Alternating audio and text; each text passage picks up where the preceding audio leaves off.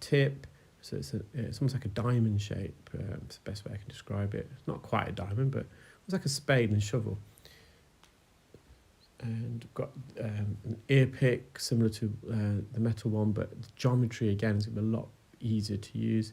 And we've also redesigned an ear hook, which has got a bit more of the tip of the ear hook is a bit more tapered again, so it gives you a bit more penetration, a bit more angulation as well. So cleared the blockage out from their right side. They have got this really sticky keratin that's coating the canal wall. Just going to spend a bit of time trying to scoop as much of this out as I can. There is going to be some residual keratin on the canal wall. We're not too bothered by that. It's just on the canal wall, and a bit of wax on the canal wall. It's designed to be there. It helps to moisturise the skin, prevents infection, and also acts as an insect repellent, and it captures any foreign bodies entering into the ear from the environment.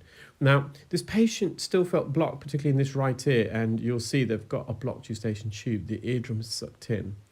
And in this side, we know it's a long-standing issue because when the eardrum's sucked inwards, it wraps itself around the scutum, which is the top part of the bone near the eardrum on the roof, and it can also, the eardrum, when it's sucked in, it wraps around the bones of the middle ear itself, so the hammer, anvil, and incus, and so that's where the eardrum should be, but at the top, and you're going to see another image in a moment, where the arrow, the bone is missing here.